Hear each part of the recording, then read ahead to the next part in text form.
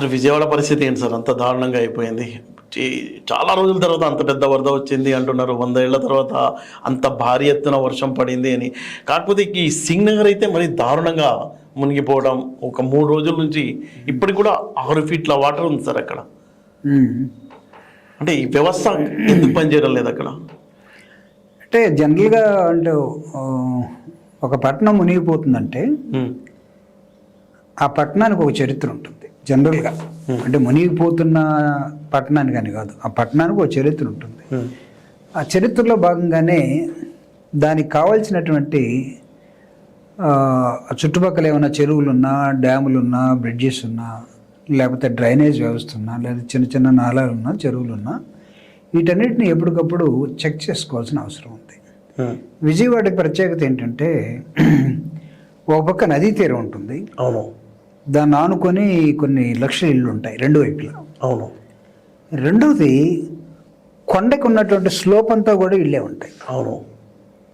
నది పొంగినా ప్రమాదమే, కొండ చెరువులు ఇరిగినా ప్రమాదమే. అవును. వాటర్ కూడా పైనుంచి నీకు వాటర్ ఒకసారి హెవీ ఫ్లో నీకు ఆకాశానికి చిల్లుబడినట్టుగా వచ్చేసింది అనుకోండి, నీకు కొండంతా కూడా ఆడేబడి కరిగిపోతూ ఉంటుంది. అవును. దాని కింద కట్టిన ఇళ్ళు అంటే పెళ్ళలు ఇరిగి పడతా ఉంటాయి. అవును. వాయనాడులో ఏమైంది? అవును. కనకదుర్గ టెంపుల్ దగ్గర కానీ పక్కన ఉన్న కొండల మీద కానీ ఉన్న ఇళ్ళన్నీ కూడా అదే జరిగిపోయినాయి. అంటే దానికి ఒక ప్లానింగ్ లేకపోవటం, అది పొలిటికల్గా కానీ అడ్మినిస్ట్రేటివ్ పాయింట్ ఆఫ్ వ్యూలో కానీ. అవును. సో ఈ నష్టం ఇది ఎప్పుడూ ఉంటుంది. ఓకే. దీన్ని గమనించుకోవాల్సిన పరిస్థితి, దాన్ని గమనించాల్సిన అవసరం ఎవరికి ఉంటుందంటే ఎక్కువగా లోకల్ పీపుల్, రెండవది గవర్నమెంట్. మీరు అన్నట్టుగా ఫ్లడ్ వచ్చింది. జగన్మోహన్ రెడ్డి గారు ఉన్నప్పుడు ఫ్లడ్కి రెండు వైపులా, అంటే ఇటువైపు జనం ఆవాసాలు ఎక్కువ ఉండేవైపు. అవును. టువర్డ్స్ విజయవాడ. అవును. అటు గుంటూరు వైపు కాకుండా ప్రాంతం మీకు ఒక రిటైనింగ్ వాల్ కట్టాడు. అవును. రిటైనింగ్ వాల్ అనేది జగన్మోహన్ రెడ్డి గారు కడుతున్నప్పుడు చాలామంది దాని ఇంపార్టెన్స్ తెలియలే. అవును. కానీ ఈరోజు వచ్చినటువంటి పడినటువంటి 50 సంవత్సరాలుగా ఇంత రెయిన్ వాటర్ ఎప్పుడు కూడా ఇక్కడ స్టాక్ కాలేదు. అవును. విజయవాడ కొట్టుకొని పోయే పరిస్థితి గతంలో ఎప్పుడు జరగలేదు. ఓకే.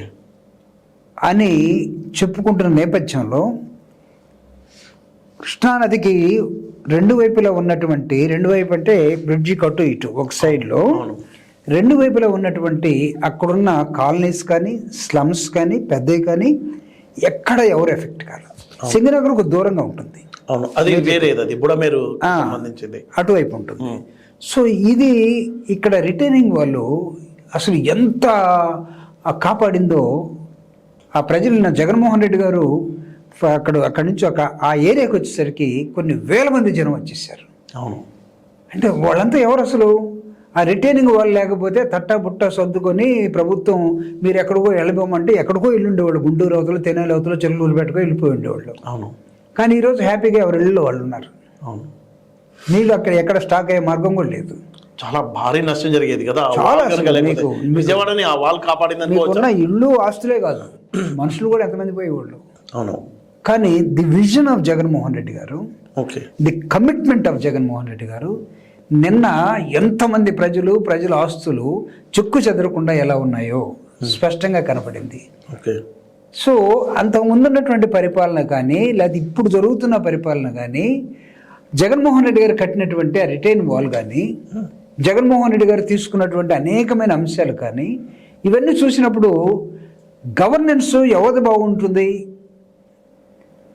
అంటే ఊరకు అపీరెన్స్ ఇచ్చేసి మనం అది బదిర్లకు వార్తల్లాగా సైకిల్ చేసుకొని నేనున్నాను మా పడవల్లో తిరుగుతున్నాను అనుకొని. అది ఏంటి సార్, నేను చూసా టీవీలో, నా కాలువలో తిరుగుతున్నారేంటి అక్కడ ఆయన అంటే వాళ్ళ మీడియా దాంట్లో ఎడిటింగ్లో చూసుకోవడానికి. ఇది ఎట్లా ఉంటుందంటే సార్, అంటే దాన్ని కరెక్ట్గా తప్పని అనలేము, లేకపోతే ఇది కరెక్ట్ అని కూడా చెప్పలేము.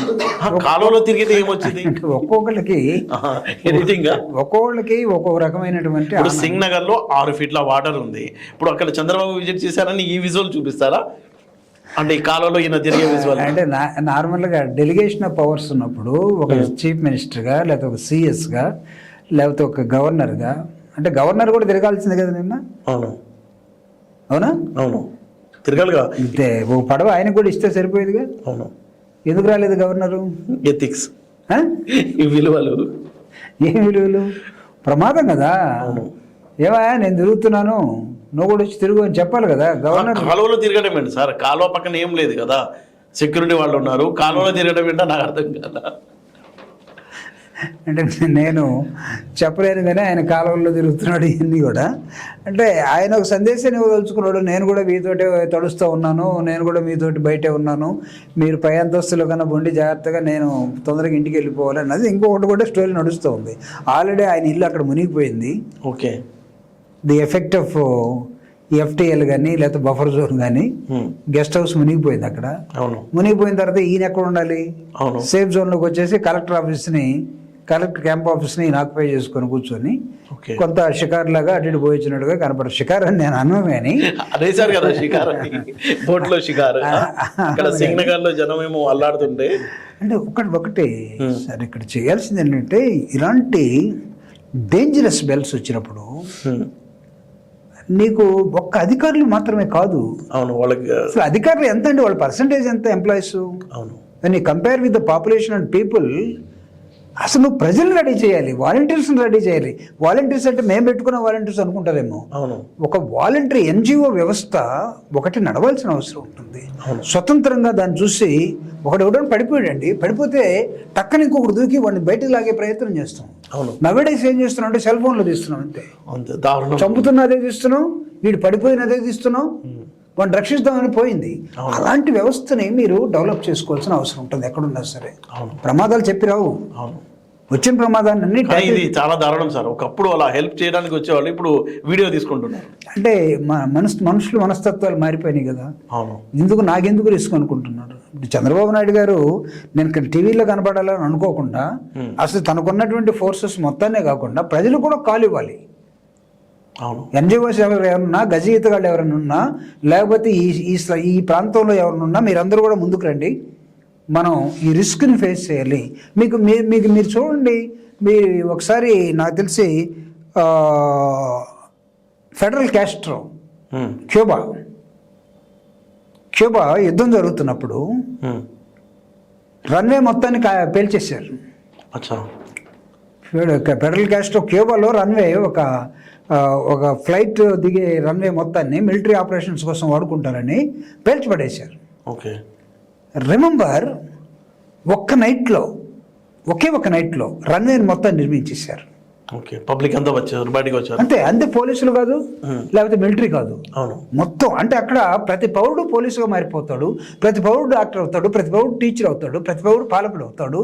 వాడికి ఉన్నటువంటి ఆ ఇంటిగ్రిటీ ఏదైతే ఉంటుందో, ఆ దేశభక్తి ఏదైతే ఉంటుందో, ఆ కమిట్మెంట్ ఏదైతే ఉంటుందో, అది కదా లీడర్స్ ప్రజలకి నింపాల్సింది, ఎక్కించాల్సింది. ఏముంది నా స్టైల్లో నేను చేస్తాను, నాకు ఒక విజన్ ఉంది, లేకపోతే అనుకోవచ్చు, లేకపోతే నేను చేశాను అనుకోవచ్చు. కానీ అసలు నువ్వు నీ ముఖ్యమంత్రి ప్రభుత్వం అనే ప్రొడక్షన్ సెంటర్ని, ఆ సెంటర్ నుంచి ఎంతమంది లీడర్స్ నువ్వు తయారు చేసావు? How many leaders you have been